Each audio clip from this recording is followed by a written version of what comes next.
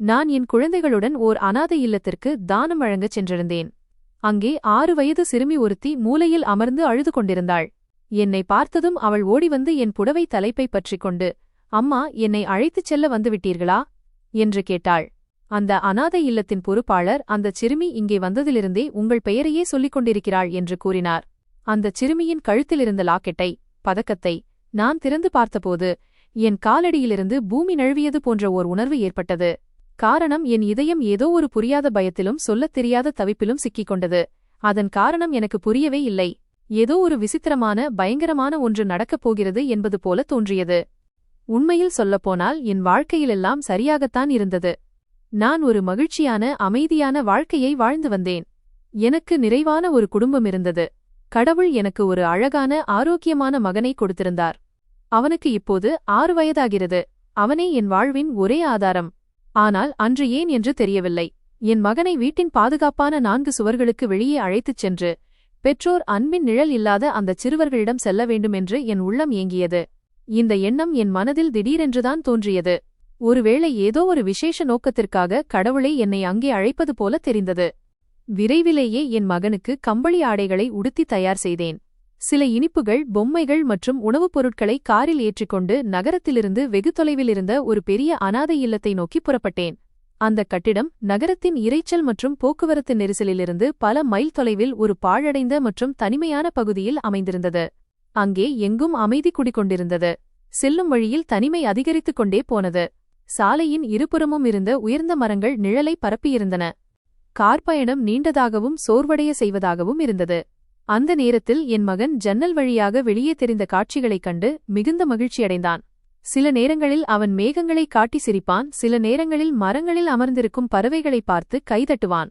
ஆனால் என் கண்கள் மீண்டும் மீண்டும் வெறுமையை தேடி அலைபாய்ந்தன. ஏதோ ஒரு விசித்திரமான விஷயம் என்னை ஈர்ப்பது போல தோன்றியது. என் இதயம் வேகமாக துடித்தது.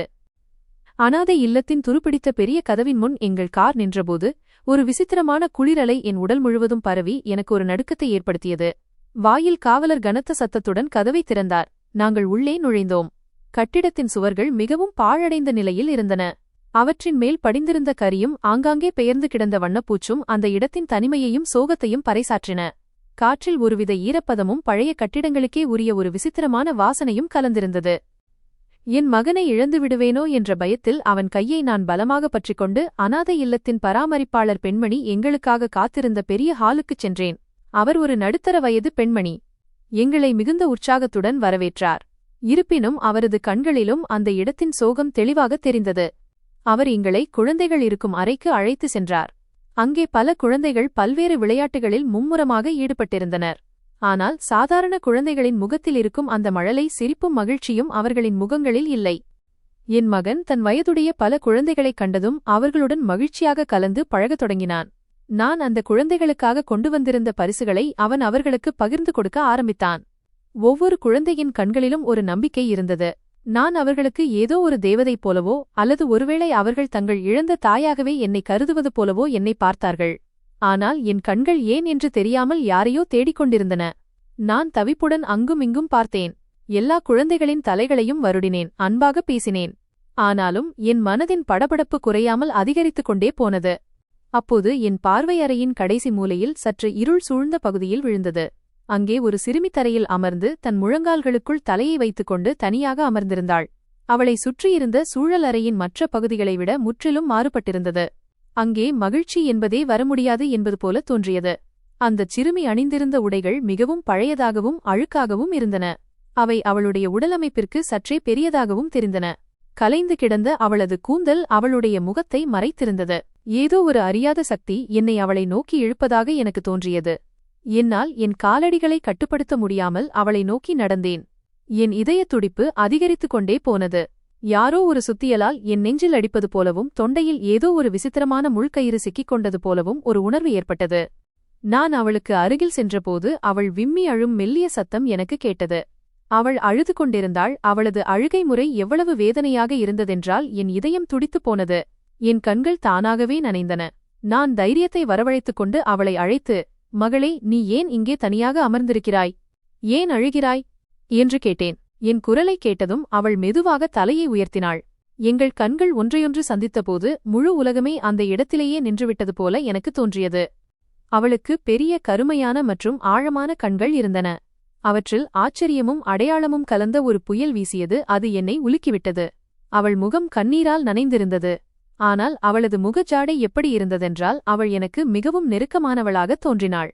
நூற்றாண்டுகளாக அவளை எனக்கு தெரியும் என்பது போல இருந்தது. ஒரு கணம் அவள் என்னையே இமைக்காமல் பார்த்து கொண்டிருந்தாள். நான் நிஜமாகவே இங்கே இருக்கிறேனா அல்லது அவள் ஏதேனும் கனவு காண்கிறாளா என்று அவளது கண்களாலேயே நம்ப முடியவில்லை என்பது போல இருந்தது. பிறகு திடீரென்று அவள் மின்னல் வேகத்தில் தன் இடத்திலிருந்து எழுந்து ஓடிவந்து என்னை அணைத்துக் கொண்டாள். அவளது இந்த நடத்தை என் அறிவுக்கு எட்டாததாக இருந்தது. என்னால் எதையும் புரிந்து கொள்ள முடியவில்லை. அவள் என்னை இறுக கட்டிக்கொண்டாள். அவளுடைய சிறிய மற்றும் பலவீனமான கைகள் என் ஆடைகளை அவ்வளவு பலமாக பிடித்துக் கொண்டன. ஒருவேளை அவள் என் கையை தளர்த்தினால் நான் எங்காவது மறைந்து விடுவேன் என்றும் அவள் மீண்டும் தனிமையாகி விடுவாள் என்றும் அவள் பயப்படுவது போல இருந்தது. அவள் அழுது கொண்டே விம்மல்களுடன் என்னிடம், அம்மா, என்னை அழைத்து செல்ல வந்துவிட்டீர்களா? நான் எவ்வளவு காலமாக காத்திருந்தேன் தெரியுமா? நீங்கள் வரவேண்டும் என்று நான் ஒவ்வொரு நாளும் கடவுளிடம் வேண்டிக் கொண்டிருந்தேன் என்று கேட்டாள். அவள் வாயிலிருந்து அம்மா என்ற வார்த்தையை கேட்டதும் என் காலடியில் பூமி நழுவியது போன்றும் காதுகளில் ஒருவித அமைதி நிலவுவது போன்றும் இருந்தது. அவள் அந்த வார்த்தையை அவ்வளவு நம்பிக்கையுடனும் ஏக்கத்துடனும் சொன்னாள். ஒரு கணம் அவள் நிஜமாகவே என் குழந்தைதானோ என்று எனக்கு தோன்றியது. ஆனால் என் மகனோ அங்கே மற்ற குழந்தைகளுடன் விளையாடிக் கொண்டிருந்தான். மேலும் என் மகள் பிறந்தபோதே இந்த உலகத்தை விட்டு பிரிந்துவிட்டதாக மருத்துவர் என்னிடம் கூறியிருந்தார். நானே அந்த குழந்தையை புதைப்பதை பார்த்திருந்தேன். அப்படியிருக்க இந்தச் சிறுமி யார்? அவள் ஏன் என்னை அம்மா என்று அழைக்கிறாள்? இது வழிதவறி வந்த வேறு யாருடைய குழந்தையா? என் மனம் என்னுடன் ஏதேனும் விளையாடுகிறதா? அவளுடைய முகத்தை கவனமாக பார்ப்பதற்காக என் கைகளால் அவளை என்னிடமிருந்து பிரிக்க முயன்றேன். ஆனால் அவள் என்னை விட மறுத்துவிட்டாள். அவள் தொடர்ந்து அழுதுகொண்டே, என்னை விட்டு போகாதீர்கள், நான் இனி இங்கே இருக்க விரும்பவில்லை, எனக்கு மிகவும் பயமாக இருக்கிறது, என்னை உங்களுடன் அழைத்துச் செல்லுங்கள் என்று சொல்லிக் கொண்டிருந்தாள். அனாதை இல்லத்தின் பராமரிப்பாளரும் இந்த காட்சியை பார்த்து கொண்டிருந்தார். அவரும் ஆச்சரியத்துடனும் குழப்பத்துடனும் என்னிடம் வந்து, மேடம், இது மிகவும் விசித்திரமான மற்றும் ஆச்சரியமான விஷயம். இந்தச் சிறுமி இங்கே கொண்டுவரப்பட்டதிலிருந்து யாரிடமும் பேசுவதில்லை, யாரிடமும் நெருங்குவதும் இல்லை. இவள் எப்போதும் ஒரு மூலையிலேயே அமர்ந்திருப்பாள். ஆனால் என் அம்மா வருவார்கள் என்று மட்டும் அடிக்கடி சொல்லிக்கொண்டே இருப்பாள். நீங்கள் இன்றுதான் முதல் முறையாக இங்கே வருகிறீர்கள், உங்களுக்கும் இவளுக்கும் எந்த உறவும் இல்லை என்று கூறினார். இவளுடைய உண்மையான பெயர் என்னவென்றும் இவள் எந்த குடும்பத்தை சேர்ந்தவள் என்றும் எங்களுக்கு தெரியாது. ஏனென்றால் இவளை யாரும் இங்கே விட்டுச் செல்லவில்லை. மாறாக ஒரு பாழடைந்த புதர் நிறைந்த இடத்தில்தான் இவள் எங்களுக்கு கிடைத்தாள். அந்த நேரத்தில் இவளது நிலைமை மிகவும் மோசமாக இருந்தது என்றும் அவர் கூறினார்.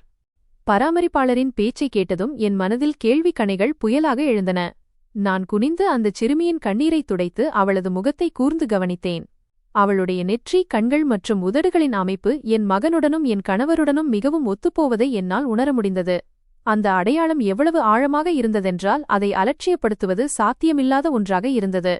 இது வெறும் என் பிரமையா அல்லது என் தாய்மையின் ஏமாற்றமா? ஆனால் என் இதயம் இவள் ஒரு அந்நியச் சிறுமி என்பதை ஏற்கத் தயாராக இல்லை. எனக்குள் இருந்த தாய்மை பொங்கி வழிந்தது. நான் அவளுக்கு ஆறுதல் கூறி, அழாதே என் மகளே, நான் இங்கேயேதான் இருக்கிறேன், உனக்கு என்னை எப்படி தெரியும் என்று சொல்லு என்றேன். ஆனால் அவள் விக்கல் எடுத்துக்கொண்டு நம்பிக்கையுடன் என்னை பார்த்து கொண்டே இருந்தாள். அப்போது என் பார்வை அவளது கழுத்திலிருந்த ஒரு பொருளின் மீது நிலைத்தது. அவளுடைய அழுக்கடைந்த உடைகளின் மேல் கருப்பு நூலில் கோர்க்கப்பட்ட பழைய துருப்பிடித்த லாக்கெட் பதக்கம் ஒன்று தொங்கிக் கொண்டிருந்தது. அந்த பதக்கத்தை லாக்கெட் பார்த்தவுடனேயே என் மனதில் நினைவுகள் ஒரு வெடியைப் போல வெடித்தன. ஏனெனில் அது அப்படியே என்னிடம் இருந்ததைப் போன்ற ஒரு பதக்கம் என் கணவர் எனக்கு பரிசாக அளித்திருந்தார். ஆனால் திருமணத்தின் போது அது எங்கோ காணாமல் போனது அல்லது திருடப்பட்டிருக்கலாம். நான் அதை எவ்வளவோ தேடினேன், ஆனால் அது கிடைக்கவே இல்லை. என் கைகள் தானாகவே அந்த பதக்கத்தை நோக்கி நீண்டன. நான் பயங்கரமாக நடுங்கிக் கொண்டிருந்தேன். மூச்சு என் நெஞ்சிலேயே அடைப்பது போல இருந்தது. ஏதோ ஒரு பயங்கரமான கனவை காண்பது போல எனக்கு தோன்றியது. நான் பயந்து கொண்டே அந்தச் சிறுமியின் கழுத்திலிருந்த பதக்கத்தை என் கையில் எடுத்தேன். அந்த பதக்கம் குளிர்ச்சியாக இருந்தது. அதன்மேல் துருவின் மெல்லிய படலம் படிந்திருந்தது. ஆனால் அதன் அமைப்பும் அதில் செதுக்கப்பட்டிருந்த மலர் வடிவமைப்பும் என் நினைவில் இருந்த அதே வடிவமைப்புதான். நடுக்கமுற்ற கைகளால் அந்த பதக்கத்திலிருந்த ஒரு சிறிய பொத்தானை அழுத்தி அதை திறக்க முயன்றேன். என் இதயம் பலமாக துடித்துக் கொண்டிருந்தது. பதக்கம் பழசாகிவிட்டதால் அதன் மூடியிடையில் சிக்கிக் கொண்டது. நான் மீண்டும் சற்று பலத்தை பிரயோகித்தேன். பதக்கத்தின் மூடி திறந்ததும் உள்ளே பார்த்த எனக்கு கண்கள் இருண்டன. என் இருப்பு முழுவதிலும் ஒருவித நடுக்கம் பரவியது. என் இரத்தம் அப்படியே உறைந்து விட்டது போல உணர்ந்தேன். ஏனெனில் அந்த பதக்கத்திற்குள் இருந்த விஷயம் சாத்தியமற்ற ஒன்றாக இருந்தது. அது என் மூளை, என் சிந்திக்கும் திறன் அனைத்தையும் செயலிழக்க செய்துவிட்டது. பதக்கத்தின் வலது பக்கத்தில் ஒரு சிறிய வெள்ளை நிற புகைப்படம் இருந்தது. அந்த புகைப்படம் வேறு யாருடையதுமல்ல, என்னுடையதே. நான் கர்ப்பமாக இருந்தபோது பல ஆண்டுகளுக்கு முன்பு எடுத்துக்கொண்ட புகைப்படம் அது. என் முகத்தில் தாய்மையின் ஒளியும் மகிழ்ச்சியும் நிறைந்திருந்தது. அந்த படத்தில் நான் புன்னகைத்துக் கொண்டிருந்தேன். ஆனால் அதைவிட பயங்கரமான விஷயம் என்னவென்றால், அதற்குள் ஒரு சிறிய மடிக்கப்பட்ட காகித துண்டு இருந்தது. அது மிகவும் மஞ்சளாகி போயிருந்தது. அந்த புகைப்படத்திற்கு முன்னால் இருந்த ஒரு சிறிய கண்ணாடியின் அடியில் அது அழுத்தி வைக்கப்பட்டிருந்தது. நான் நடுங்கும் விரல்களால் அந்த காகித துண்டை எடுத்து நிமிர்த்தினேன். அந்த காகிதம் மிகவும் காய்ந்து போயிருந்தது. அதன் மேல் ஒரு மருத்துவமனையின் முத்திரையும் குத்தப்பட்டிருந்தது. அது இப்போது மங்கிப் போயிருந்தது. ஆனால் அதில் எழுதப்பட்டிருந்த விஷயங்களை இன்னும் வாசிக்க முடிந்தது. அதில் என் கணவரின் கையெழுத்திலேயே சில வரிகள் எழுதப்பட்டிருந்தன. அதை பார்த்ததும் என் உணர்வுகள் அனைத்தும் அடங்கிவிட்டன. அதில் ஒரு தேதியும் எழுதப்பட்டிருந்தது. அந்த தேதி எனக்கு ஒரு மரணச் செய்தியை விட குறைவானதாக இல்லை. ஏனெனில் என் இரட்டை குழந்தைகள் பிறந்த அதே அபசகுனமான தேதிதான் அது. என் மகன் உயிரோடு இருப்பதாகவும் என் மகள் இறந்தே பிறந்ததாகவும் என்னிடம் சொல்லப்பட்ட அதே நாள். ஆனால் அந்த காகிதத்தில் எழுதப்பட்டிருந்தது இந்த உண்மையை பொய்யாக்கிக் கொண்டிருந்தது. அதில் இந்த ரகசியம் என் நெஞ்சிலேயே எப்போதும் புதைந்திருக்கும் என்று எழுதப்பட்டிருந்தது. அதோடு சேர்த்து அந்த பெண் குழந்தையின் பெயரும் எழுதப்பட்டிருந்தது. அந்த பெயரை நான் கர்ப்பமாக இருந்தபோது மிகுந்த ஆசையுடன் யோசித்து வைத்திருந்தேன். நான் அந்த பெயரை வாசித்ததும் என் தலை சுற்றத் தொடங்கியது. அந்த அறையின் இரைச்சல், குழந்தைகளின் சத்தமெல்லாம் எனக்கு மெதுவாக குறையத் தொடங்கின. என் கண்களுக்கு முன்னால் அந்த சிறுமியும் அந்த பதக்கமும் மட்டுமே எஞ்சியிருந்தன. இது எப்படி சாத்தியம்? என் மகள் இறந்துவிட்டாள் என்றால் இந்த சிறுமி யார்? இவளுடைய கழுத்தில் என் புகைப்படமும் என் கணவரின் கையெழுத்தில் இருந்த அந்த காகிதமும் எப்படி வந்தன? நான் வஞ்சிக்கப்பட்டேனா?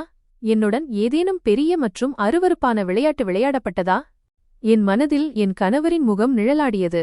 மருத்துவமனையில் இருந்த அவரது விசித்திரமான நடத்தை, குழந்தையை புதைக்கும்போது அவர் காட்டிய அந்த தேவையற்ற பதட்டம் மற்றும் அவசரம். அந்த விஷயங்கள் அனைத்தும் ஒவ்வொன்றாக என் மனத்திரையில் ஒரு திரைப்படத்தைப் போல ஓடத் தொடங்கின.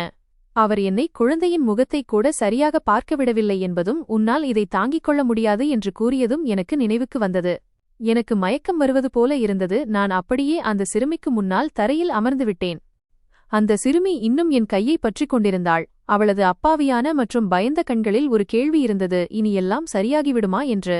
ஆனால் அவளது கழுத்திலிருந்து வெளிப்பட்ட அந்த ரகசியம் என் வாழ்க்கையின் அஸ்திவாரத்தையே உலுக்கிவிட்டது என்பது அவளுக்கு தெரியாது. பொய்கள், பிரமைகள் மற்றும் ஏமாற்றங்கள் நிறைந்த ஒரு சதுப்பு நிலத்திற்குள் நான் புதைந்து போவது போல உணர்ந்தேன். அந்த இருட்டில் அந்த சிறுமியின் விம்மல் சத்தம் மட்டுமே எனக்கு கேட்டது. அது என்னை நோக்கி அழைப்பது போல இருந்தது. இப்போது நான் என்ன செய்வது என்று எனக்கு புரியவில்லை. நான் அலற விரும்பினேன். அந்த ரகசியத்தை அனைவர் முன்னிலையிலும் கொண்டுவரத் துடித்தேன். ஆனால் என் குரல் என் தொண்டையிலேயே செத்துக் கொண்டிருந்தது. ஏனெனில் அந்த பதக்கத்தில் இருந்த உண்மை அவ்வளவு பயங்கரமானதாகவும் கசப்பானதாகவும் இருந்தது. அது என் சிந்திக்கும் திறனையே என்னிடமிருந்து பறித்துவிட்டது. இப்போது என் முன்னால் 2 வழிகள் இருந்தன. ஒன்று, நான் அங்கிருந்து ஓடிச் சென்று அந்த ரகசியத்தை அப்படியே விட்டுவிடுவது, அல்லது என் மகிழ்ச்சியான வாழ்க்கையை சீரழிக்கக்கூடிய இந்த உண்மையை எதிர்கொள்வது. ஆனால் அந்தச் சிறுமியின் அப்பாவிக் கண்கள் என்னை கட்டிப் போட்டிருந்தன. எல்லாம் தெரிந்தே நான் இந்த வலையில் சிக்கிக் கொண்டேன். இப்போது இந்த கதையின் அடுத்த கட்டம் நகரப்போகிறது. அது என் வாழ்க்கையில் ஒரு புயலை உருவாக்க தயாராக இருந்தது. அந்த பதக்கம் என் கைக்குள் இருந்தது. அதன் குளிர்ச்சி என் கைகள் வழியாக ஊடுருவி என் இதயத்தை தொட்டது. என் வாழ்க்கை இனி பழையபடி இருக்கப் போவதில்லை என்பது எனக்கு உறுதியாக தெரிந்தது. ஏனெனில் இறந்துவிட்டதாக கருதப்பட்ட கடந்த கால நிழல்கள் இப்போது உயிர் பெற்று என் முன்னால் நின்று கொண்டிருந்தன. அவைதான் உயிருடன் இருப்பதற்கான ஆதாரத்தைக் கோரின. நான் அமைதியாக என் அழிவின் காட்சியை பார்த்துக் கொண்டிருப்பவளாக நின்றேன். அனாதை இல்லத்தின் அந்த குளிர்ந்த இருண்ட அறையில் தரையில் அமர்ந்திருந்தபோது என் உடலில் இருந்து உயிர் பிரிந்துவிட்டது போன்றும், நான் ஒரு வெறும் கூடாக மட்டுமே இருப்பது போன்றும் எனக்கு தோன்றியது. என் கையில் அந்த பதக்கம் இருந்தது. அது என் வாழ்க்கையின் மிக கொடூரமான உண்மையை வெளிப்படுத்தியிருந்தது. எனக்கு முன்னால் அந்த 6 வயது சிறுமி பல கேள்விகளுடன் அமர்ந்திருந்தாள். அனாதை இல்லத்தின் பராமரிப்பாளர் என் தலைக்கு அருகில் நின்று மீண்டும் மீண்டும் கேட்டுக்கொண்டிருந்தார். மேடம், உங்கள் உடல்நிலை சரியாக இருக்கிறதா? உங்கள் முகம் ஏன் திடீரென்று இவ்வளவு வெளுத்துப் போய்விட்டது? ஆனால் அவரது குரல் எங்கோ தொலைதூரத்திலிருந்து கேட்பது போல எனக்கு தோன்றியது. என் உணர்வுகள் அனைத்தும் இருண்டுவிட்டன. அந்த பதக்கத்திற்குள் நான் பார்த்த அதே காட்சி என் கண்களுக்கு முன்னால் சுழன்று கொண்டிருந்தது. மிகவும் சிரமப்பட்டு என் தள்ளாடும் உடலை தேற்றிக்கொண்டு சுவரின் உதவியுடன் எழுந்து நின்றேன். கால்கள் நடுங்கின, தலை சுற்றியது. ஆனால் நான் என்னை வலுப்படுத்திக் கொள்ள வேண்டியிருந்தது. ஏனெனில் இப்போது விஷயம் என்னைப் பற்றியது மட்டுமல்ல, என் கணவரால் இறந்துவிட்டதாக சொல்லப்பட்டு உயிருடன் புதைக்கப்பட்ட அந்த சிறு உயிரை பற்றியது. நான் என் கண்ணீரை துடைத்துக் கொண்டு கவலையுடன் என்னை பார்த்து கொண்டிருந்த பராமரிப்பாளரை பார்த்தேன். என் குரலில் ஒரு நிதானத்தைக் கொண்டு வந்து, நான் நலமாக இருக்கிறேன், சற்றே தலை சுற்றியது, அவ்வளவுதான். நான் இந்தச் சிறுமியை என்னுடன் அழைத்துச் செல்ல விரும்புகிறேன். சில நாட்களுக்கு அவளை என் வீட்டிற்கு அழைத்துச் செல்ல அனுமதி கிடைக்குமா என்று கேட்டேன். அவர் ஆச்சரியத்துடன் என்னை பார்த்து, இது மிகவும் நல்ல விஷயம், ஆனால் இதற்கு சில சட்டப்பூர்வமான நடவடிக்கைகள் தேவைப்படும் என்றார். நான் பொறுமையின்றி, எந்த ஆவணங்கள் தேவையோ அதை இப்போதே தயார் செய்யுங்கள், அவளை ஒரு நிமிடம் கூட இங்கே விட்டுச் செல்ல என்னால் முடியாது என்றேன். நான் இங்கிருந்து சென்ற பிறகு யாராவது வந்துவிட்டால் அல்லது என் கணவருக்கு தெரிந்துவிட்டால் ஒருவேளை இந்தச் சிறுமி எப்போதும் இல்லாதபடி காணாமல் ஆக்கப்படலாம் என்று நான் பயந்தேன். என் அடையாளச் சான்றிதழ்களை அவர்களிடம் ஒப்படைத்தேன். அவளை அழைத்துச் செல்ல அனுமதி பெறுவதற்காக குறிப்பிட்ட தொகையை பிணையாகச் செலுத்தினேன். என் நிலையை பார்த்த அந்த பராமரிப்பாளர் இதற்கு பின்னால் ஏதோ ஒரு பெரிய ரகசியம் இருப்பதை புரிந்து கொண்டார் போல தெரிந்தது. அதனால் அவர் மேற்கொண்டு எந்த கேள்விகளும் கேட்காமல் ஒப்புக்கொண்டார்.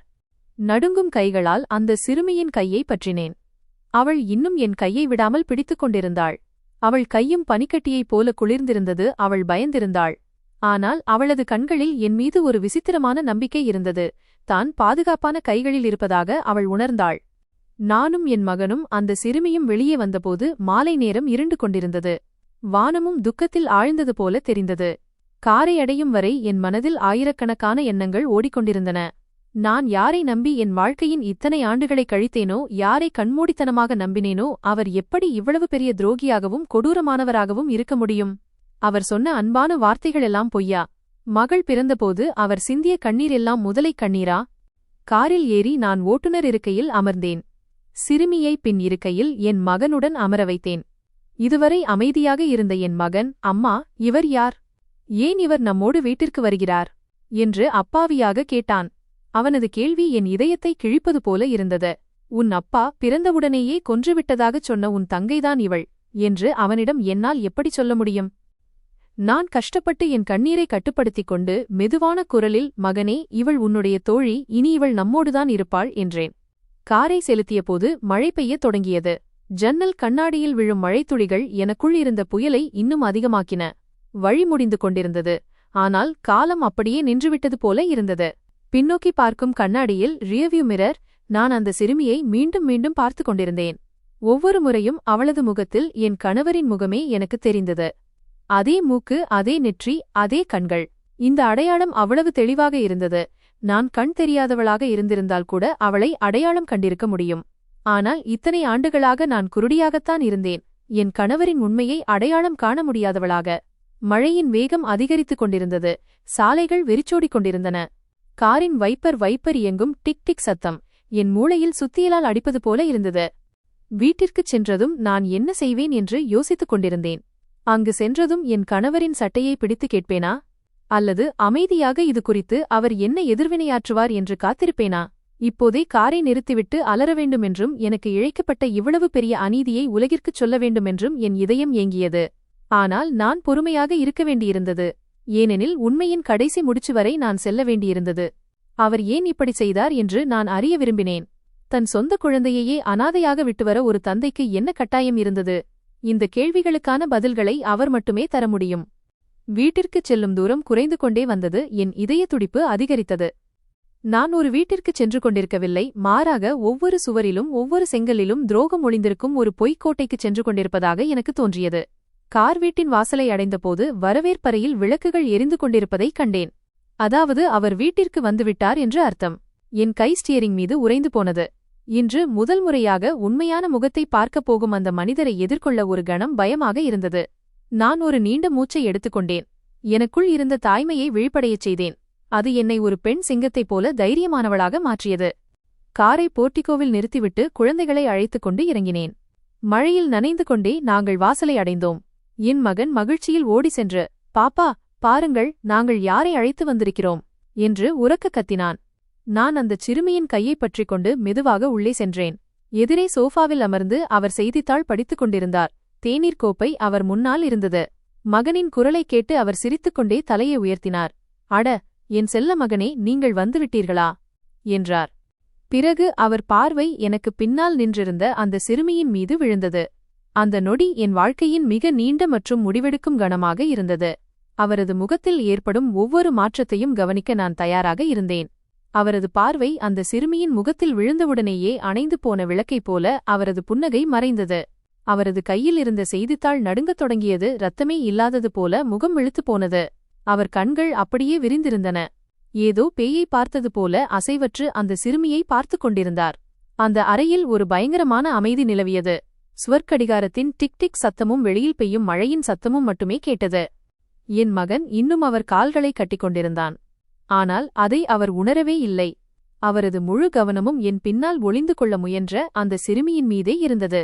ஏனெனில் ஒருவித நெருக்கம் இருந்தாலும் அந்த விசித்திரமான சூழலைக் கண்டு அவள் பயந்திருந்தாள். நான் அமைதியை கலைத்தேன். என் குரலை மிகவும் நிதானமாக வைத்துக்கொண்டு நாங்கள் அனாதை இல்லத்திற்குச் சென்றிருந்தோம். அங்கே இந்த சிறுமி தனியாக அமர்ந்து அழுது கொண்டிருந்தாள். எனக்கு அவள் மீது இரக்கம் வந்தது. அதனால் அவளை அழைத்து வந்தேன். நான் ஏதேனும் தவறு செய்துவிட்டேனா என்று கேட்டேன். அவர் என்ன பதில் சொல்கிறார் என்று பார்ப்பதற்காகவே நான் வேண்டுமென்றே இந்த கேள்வியை கேட்டேன். என் கேள்வியைக் கேட்டு அவர் ஆழ்ந்த தூக்கத்திலிருந்து விழித்தது போல திடுக்கிட்டார். பதற்றத்தில் செய்தித்தாளை மேசை மீது வைத்துவிட்டு தள்ளாடும் குரலில், இல்லை, நீ நல்லதுதான் செய்தாய். இது ஒரு புண்ணியமான காரியம்தான். ஆனால் நீ ஏன் இவளை வீட்டிற்கு அழைத்து வந்தாய்? அதாவது இவள் யார் என்று கூட நமக்கு தெரியாதே. இவள் எங்கிருந்து வந்தாள் என்று கேட்டார். அவரது குரலிலிருந்த பயத்தையும் நடுக்கத்தையும் என்னால் தெளிவாக உணர முடிந்தது. அவர் என் கண்களை பார்க்க தயங்கினார்.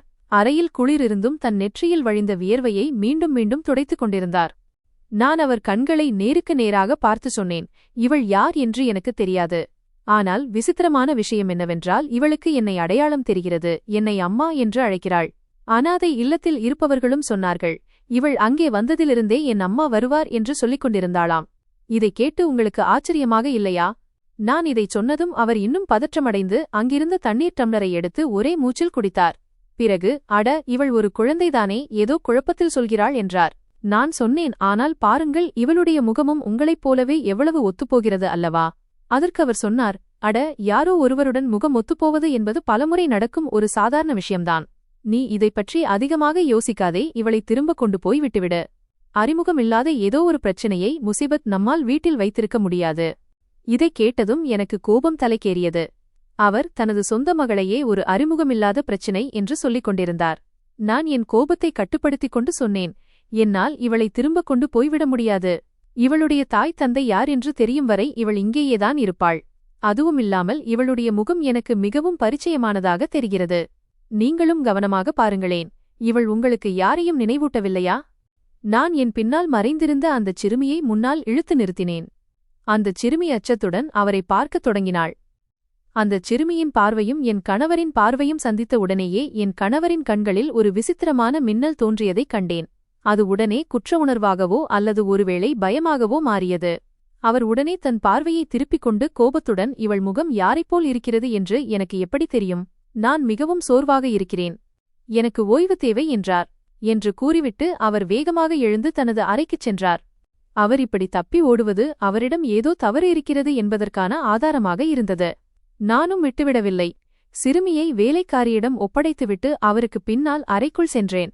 அறைக்குள் சென்றபோது அவர் ஜன்னலுக்கு அருகில் நின்று கொண்டு வெளியிலுள்ள இருளை வெறித்துப் பார்த்துக் கொண்டிருப்பதைக் கண்டேன். அவரது இரு கைகளும் இறுகப் பற்றிக் கொண்டிருந்தன. நான் கதவை மூடிவிட்டு அவருக்கு அருகில் போய் நின்றேன். என் கையில் இன்னும் அந்த பதக்கம் லாக்கெட் இருந்தது. அதை நான் என் கைக்குள் மறைத்து வைத்திருந்தேன். அவரது பின்புறத்தை பார்த்தபடி நான் சொன்னேன், இன்று அனாதை இல்லத்தில் எனக்கு இன்னொரு பொருளும் கிடைத்தது. அது ஒருவேளை உங்கள் ஆர்வத்தை தூண்டலாம். என் பேச்சைக் கேட்டு அவர் திரும்பி என்னை கேள்விக்குறியுடன் பார்த்தார். நான் மெதுவாக என் கையைத் திறந்து துருப்பிடித்த அந்த பதக்கத்தை அவர் முன்னால் காட்டினேன். அந்த பதக்கத்தை பார்த்தவுடனேயே அவர் வாயிலிருந்து ஒரு மெல்லிய அலறல் வந்தது. அவர் 2 அடி பின்வாங்கிச் சென்றார். அவருக்கு முன்னால் நான் ஏதோ ஒரு விஷமுள்ள பாம்பை வைத்தது போல அவர் நடுங்கினார். ஏற்கனவே வெளுத்துப் போயிருந்த அவரது முகம் இப்போது இன்னும் அதிகமாக வெளுத்துப் போனது. அவர் திக்கித் தடுமாறி, இது உனக்கு எங்கே கிடைத்தது என்று கேட்டார். அவர் கண்களை பார்த்து நான் சொன்னேன், இது அந்தச் சிறுமியின் கழுத்தில்தான் இருந்தது. இதற்குள் என்ன இருக்கிறது என்று உங்களுக்கு தெரியுமா? அவர் மௌனமாக இருந்தார். அவரது மூச்சு மட்டும் வேகமாக ஓடியது. நான் பதக்கத்தின் பொத்தானை அழுத்தி அதை திறந்து அவருக்கு முன்னால் காட்டினேன். அதில் என் புகைப்படமும் அவர் எழுதிய அந்த காகிதமும் இருந்தன. நான் சொன்னேன், இதில் என் புகைப்படம் இருக்கிறது. உங்கள் கையெழுத்தில் எழுதப்பட்ட இந்த காகிதமும் இருக்கிறது. நம் குழந்தைகள் பிறந்த அதே தேதியும் இதில் எழுதப்பட்டுள்ளது. இப்போதும் கூட இது ஏதோ அறிமுகமில்லாத ஒரு பிரச்சினை என்றுதான் சொல்வீர்களா இன்னும் கூட இவளை உங்களுக்கு தெரியாது என்றுதான் சொல்வீர்களா? என் கேள்விகள் அம்புகளைப் போல அவரது இதயத்தில் குத்தின. அவர் சுவரோடு சாய்ந்து நின்றார். அவரிடம் பேசுவதற்கு வார்த்தைகளே இல்லை. அறையில் பதற்றம் அதிகரித்ததால் மூச்சு விடுவதே சிரமமாக இருந்தது. நான் இன்னோர் அடிமுன்னால் எடுத்து வைத்து உரக்கச் சொன்னேன். ஏன் பேச மாட்டேன் என்கிறீர்கள்? எனக்கு பதில் வேண்டும். நீங்கள் இறந்துவிட்டதாகச் சொன்ன என் அதே மகளா இவள்? நான் ஒரு உயிருள்ள பிணத்திற்காக கண்ணீர் சிந்து கொண்டிருந்தேனா? என் குரல் எதிரொலிக்கத் தொடங்கியதும் அவர் முழங்கால் இட்டு தரையில் அமர்ந்து தன் தலையை இரு கைகளாலும் பிடித்துக்கொண்டார். அவரது அந்த நிலை வருத்தத்தை காட்டியதே தவிர உண்மையான மனமாற்றத்தை காட்டவில்லை. அவர் தலையை குனிந்தபடி மெதுவான குரலில் சொன்னார், நீ என்னை தவறாக புரிந்து கொண்டிருக்கிறாய். நீ நினைப்பது போன்ற கதை இதுவல்ல. இதற்கு பின்னால் ஒரு பெரிய காரணம் இருக்கிறது. நான் உன்னிடம் ஒருபோதும் சொல்ல விரும்பாத ஒரு ரகசியம் அது. ஏனெனில் அந்த ரகசியம் வெளியே தெரிந்தால் நம் குடும்பமே அழிந்துவிடும். ஒரு பெரிய பயத்தின் காரணமாக அவளை நான் தூரப்படுத்திவிட்டேன். ஆனால் விதி அவளை திரும்பவும் கொண்டு வந்துவிட்டது. அவரது இந்த வார்த்தைகள் எனக்கு இன்னும் குழப்பத்தையே தந்தன. நான் குனிந்து அவரது சட்டையை பிடித்து உலுக்கிச் சொன்னேன், எனக்கு எந்த கதையையும் சொல்லாதீர்கள். எனக்கு உண்மை மட்டுமே தெரிய வேண்டும். அது என்ன ரகசியம்? எப்படி வீடு சீரழியும்? ஒரு பச்சிளம் குழந்தையின் உயிரை விட நம் வீடுதான் முக்கியமா? நீங்கள் எனக்கு துரோகம் செய்துவிட்டீர்கள். இப்போது புதிர் போடுகிறீர்கள். அவர் என்னை பார்த்தபோது அவர் கண்களில் கண்ணீர் இருந்தது. ஆனால் அந்த கண்ணீர் குற்ற உணர்வால வந்ததா அல்லது நடிப்பதா என்று என்னால் தீர்மானிக்க முடியவில்லை. அவர் என் கையை தன் சட்டையிலிருந்து விடுவித்துவிட்டு எழுந்து நின்றார். பிறகு அவர் ஒரு விசித்திரமான தொனியில் சொன்னார், இந்தச் சிறுமி ஏன் உயிரோடு இருக்கிறாள், ஏன் இங்கே இருக்கிறாள் என்று நான் உன்னிடம் சொன்னால் உன்னால் அதை தாங்கிக் கொள்ள முடியாது. நான் இவளை கொல்ல முயற்சி செய்ததாக நீ நினைக்கிறாய். ஆனால் உண்மை என்னவென்றால் நான் இவளை காப்பாற்றத்தான் முயற்சி செய்து கொண்டிருந்தேன். அவரது வார்த்தைகள் என் ஆச்சரியத்தை இன்னும் அதிகமாக்கின. இப்போது எனக்கு தோன்றியது என்னவென்றால் இது வெறும் ஆண் குழந்தை மீதான ஆசை அல்லது வேறு ஏதோ ஒரு விஷயம் மட்டுமல்ல, மாறாக வேறு ஏதோ ஒன்று இருக்கிறது. எனக்கு தெரியாத ஏதோ ஒரு எதிரி அல்லது ஏதோ ஒரு குடும்பப் பகை இதற்கு பின்னால் இருக்கலாம். ஆனால் அந்த நேரத்தில் என் முன்னால் இருந்த ஒரே உண்மை என்னவென்றால், என் மகள் உயிரோடு இருந்தால் என் கணவர் இந்த விஷயத்தை என்னிடமிருந்து மறைத்திருந்தார். நான் மிகவும் கண்டிப்பான குரலில் சொன்னேன், எவ்வளவு கசப்பான உண்மையாக இருந்தாலும் எனக்கு எல்லாவற்றையும் தெரிந்து கொள்ள வேண்டும். ஆனால் அவர் என் பேச்சை பாதியிலேயே தடுத்துச் சொன்னார், இப்போது வேண்டாம், அதற்கான நேரம் இன்னும் வரவில்லை. இப்போது உனக்கு இவ்வளவு தெரிந்தால் போதும். இந்தச் சிறுமி பாதுகாப்பாக இல்லை. அவள் மீண்டும் வந்துவிட்டாள் என்று யாருக்காவது தெரிந்தால் நம் அனைவருடைய உயிருக்கும் ஆபத்து ஏற்படும். அவரது இந்த மிரட்டல் கலந்த எச்சரிக்கை என்னை அதிர வைத்தது. உண்மையாகவே நாம் ஆபத்தில் இருந்தோமா அல்லது இதுவும் ஏதேனும் ஒரு புதிய நாடகமா? நான் மேற்கொண்டு ஏதேனும் கேட்க முயலும்போது திடீரென்று கதவு பலமாக தட்டப்பட்டது. கூடவே வெளியிலிருந்து வேலைக்காரியின் பதற்றமான குரல் கேட்டது, மேடம், சீக்கிரம் வெளியே வாருங்கள். அந்த சிறுமி மயங்கி விழுந்துவிட்டாள். அவளது மூக்கிலிருந்து இரத்தம் வழிகிறது. இதை கேட்டதும் நானும் என் கணவரும் கதவை நோக்கி ஓடினோம். இப்போது என் கணவரின் முகத்தில் தெரிந்த பயம் முன்னெப்போதையும் விட பயங்கரமாக இருந்தது. ஏதோ ஒரு விஷயத்தைக் கண்டு அவர் பயந்து கொண்டிருந்தாரோ அது இப்போது உண்மையாகப் போகிறது என்பது போல இருந்தது. நாங்கள் வரவேற்பறைக்குச் சென்றபோது அந்தச் சிறுமி தரைவிரிப்பின் மேல் மயங்கிக் கிடப்பதைக் கண்டோம். அவளது உடல் நீல நிறமாக மாறிக்கொண்டிருந்தது. என் மகன் அழுது கொண்டிருந்தான். வேலைக்காரி அவள் முகத்தில் தண்ணீரை தெளித்துக் கொண்டிருந்தாள். நான் ஓடிச் சென்று அவளை தூக்கி என் மடியில் வைத்துக் கொண்டேன். அவளது உடல் நெருப்பைப் போல கொதித்துக் கொண்டிருந்தது. என் கணவர் உடனடியாக தன் தொலைபேசியை எடுத்து யாருக்கோ அழைக்கத் தொடங்கினார். ஆனால் அவர் பேசிய வார்த்தைகள் என் காலடியிலிருந்த எஞ்சிய நிலத்தையும் பறித்துவிட்டன. அவர் தொலைபேசியில் சொல்லிக் கொண்டிருந்தார், டாக்டர், சீக்கிரம் வாருங்கள். அவள் மீண்டும் வந்துவிட்டாள். பழைய அறிகுறிகள் மீண்டும் தெரியத் தொடங்கிவிட்டன. அப்போது இருந்த அதே நோய். சீக்கிரம் வந்துவிடுங்கள், இல்லையென்றால் காலம் கடந்துவிடும். இதை கேட்டு நான் கல்லைப் போல உறைந்து போனேன். அதாவது விஷயம் மறைப்பது பற்றி மட்டுமல்ல, ஏதோ ஒரு நோய் இருந்தது. எனக்கு தெரியாத ஏதோ ஒரு பெரிய காரணமும் இருந்தது. ஆனால் ஒரு சிறிய குழந்தைக்கு அப்படி என்ன நோய் இருக்க முடியும்? அதற்காக அவளை அவளது தாயிடமிருந்தே பிரிக்க வேண்டுமா? நான் கேள்விக்குறியுடன் என் கணவரை பார்த்தேன். அவர் இப்போது தொலைபேசியை வைத்துவிட்டு சிறுமியின் நாடித் துடிப்பை பரிசோதித்துக் கொண்டிருந்தார். அவரது கைகளின் லாவகம் அவர் ஏற்கனவே இதுபோன்ற சூழ்நிலைகளை சந்தித்திருக்கிறார் என்பதை காட்டியது. அவர் என்னை பார்க்காமலேயே சொன்னார், நாம் இவளை மருத்துவமனைக்கு அழைத்துச் செல்ல வேண்டும். ஆனால் சாதாரண மருத்துவமனைக்கு அல்ல, இவள் எங்கே பிறந்தாளோ அங்கேயேதான் அழைத்துச் செல்ல வேண்டும். நகரத்திற்கு வெளியிலுள்ள அந்த பழைய மருத்துவமனைக்கு. இதைக் கேட்டதும் எனக்கு மெய்சிலிர்த்தது. ஏனெனில் அந்த மருத்துவமனை பல ஆண்டுகளுக்கு முன்பே மூடப்பட்டு பாழடைந்து கிடந்தது. அங்கே இப்போது செல்வதில் என்ன அர்த்தம் இருக்க முடியும்? நான் தடுக்க முயன்றேன், ஆனால் சிறுமியின் நிலையைக் கண்டு மௌனமானேன். நாங்கள் அவளை தூக்கிக் கொண்டு மீண்டும் காரை நோக்கி ஓடினோம். மழை இப்போது புயலாக மாறியிருந்தது. இரவின் இருட்டு இன்னும் ஆழமாகியது. காரில் ஏறியதும் என் கணவர் ஓட்டுநர் இருக்கையில் அமர்ந்து காரை அதிவேகமாக செலுத்தத் தொடங்கினார். நான் பின் இருக்கையில் சிறுமியின் தலையை என் மடியில் வைத்துக்கொண்டு அமர்ந்திருந்தேன். என் மகனும் என்னோடு ஒட்டிக்கொண்டு அமர்ந்திருந்தான். கண்ணாடியின் வழியாக என் கணவரின் முகத்தை பார்த்தபோது அங்கே இப்போது பதற்றத்திற்கு பதிலாக ஒரு விசித்திரமான வெறி தென்பட்டது. அவர் தொடர்ந்து முணுமுணுத்துக் கொண்டே இருந்தார். நான் இவளுக்கு எதுவும் ஆக விடமாட்டேன். மீண்டும் அதே தவறை நான் செய்ய மாட்டேன். ஆனால் அவரது வார்த்தைகள் எனக்கு ஆறுதல் தருவதற்கு பதிலாக இன்னும் அதிகமாக பயமுறுத்தின. கார் நகரின் வெளிச்சமான சாலைகளிலிருந்து விலகி பாழடைந்த மண் சாலைகளுக்குள் நுழைந்தது. விசித்திரமான சோதனைகள், எக்ஸ்பெரிமெண்ட்ஸ் நடப்பதாக புகழ்பெற்ற அந்த பழையகால மருத்துவமனையை நோக்கி நாங்கள் சென்று கொண்டிருந்தோம்.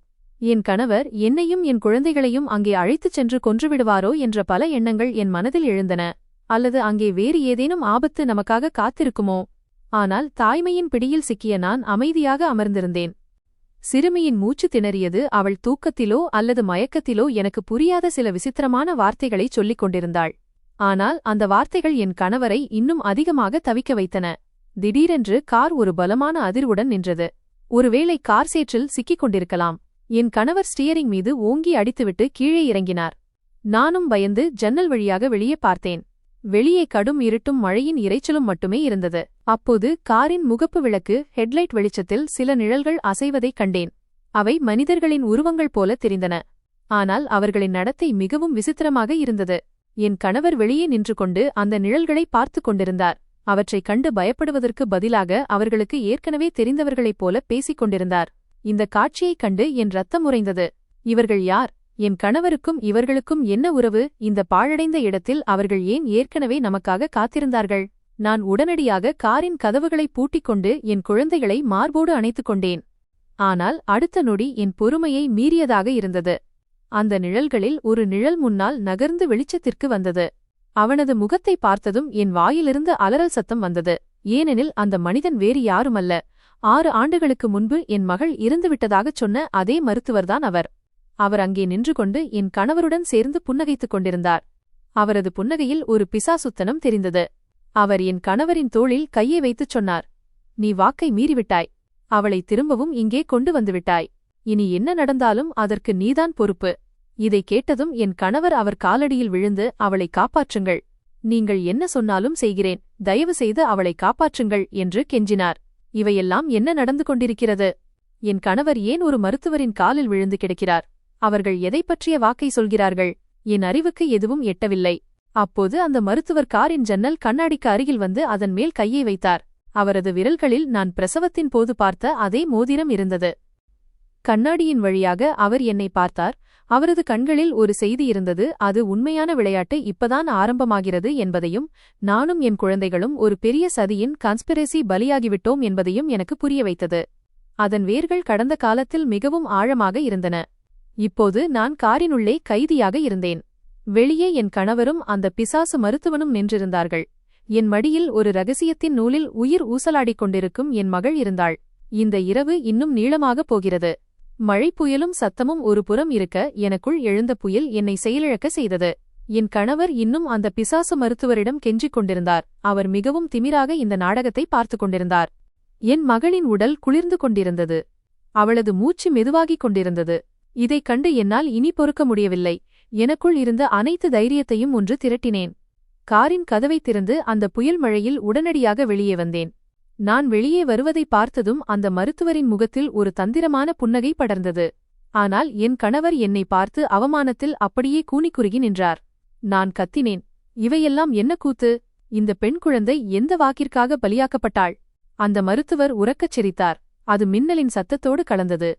அவர் முன்னால் வந்து என் கணவரை காலால் உதைத்துச் சொன்னார், "உன் மகனை காப்பாற்றுவதற்காக உன் மகளையே எப்படி பேரம் பேசினாய் என்று உன் மனைவியிடம் சொல்." இதைக் கேட்டதும் வானமே என் தலையில் இடிந்து விழுந்தது போல உணர்ந்தேன். மழையிலும் தன் கண்ணீரிலும் நனைந்து ஒரு குற்றவாளியைப் போல நின்றிருந்த என் கணவரை ஆச்சரியத்துடனும் வெறுப்புடனும் பார்த்தேன். அவர் கனத்த குரலில் ஒப்புக்கொண்டார். "இந்த இரட்டைக் குழந்தைகள் பிறந்தபோது நம் மகனுக்கு குணப்படுத்த முடியாத ஒரு அபூர்வமான மற்றும் உயிருக்கு ஆபத்தான நோய் இருப்பதாக மருத்துவர் சொன்னார். அவன் இன்னும் சில நாட்களில் இறந்து விடுவான் என்று சொன்னார்கள். என் ஒரே வாரிசை இழக்க எனக்கு மனமில்லை. அப்போதுதான் இந்த மருத்துவர் எனக்கு ஒரு வழியைக் காட்டினார். மகள் இரட்டை பிறவியாக இருந்ததால் மகனுக்கு தேவையான சரியான மரபணு பொருத்தம், ஜெனடிக் மேட்ச் அவளிடம் இருந்தது. அவளது உடலில் என் மகனை உயிரோடு வைத்திருக்கக்கூடிய நோய் எதிர்ப்புச் செல்கள், இம்யூன் செல்ஸ் இருந்தன. இந்த சிகிச்சை எளிதானது அல்ல, நீண்ட காலம் பிடிக்கும் என்றும் மிக முக்கியமாக சிறுமி இவர்களின் கண்காணிப்பிலேயே இருக்க வேண்டும் என்றும் சொன்னார்கள். என் மகனை காப்பாற்ற வேண்டும் என்பதால் அந்த சிறுமியை இவர்களிடம் ஒப்படைக்க வேண்டியதாயிற்று. அதனால்தான் அவளை தனி கண்காணிப்பில் வைப்பது கட்டாயமானது. ஆனால் இதெல்லாம் எப்படி சாத்தியமாகும் என்று நான் கேட்டபோது மகளை இறந்துவிட்டதாக அறிவிக்கச் சொன்னார். அதற்குப் பிறகு இவர்கள் நம் மகளை தங்கள் ரகசிய ஆய்வகத்தில் லேபரேட்டரி வைத்துக் கொண்டார்கள். அதற்கு பதிலாக இங்கே நம் மகனுக்கு உயிர் கிடைத்தது. மகனின் மீதான பாசத்தாலும் வாரிசை நிலைநிறுத்த வேண்டும் என்ற பேராசையாலும் என் சொந்த மகளையே ஒரு நடைப்பிணமாக அனுப்பிவிட்டேன். எப்போதாவது என் மனசாட்சி விழித்துக் கொண்டால் அவளை அடையாளம் காண வேண்டும் என்பதற்காகவே அந்த பதக்கத்தை லாக்கெட் கொடுத்தேன். இவற்றையெல்லாம் கேட்டபோது என் காதுகளையே என்னால் நம்ப முடியவில்லை.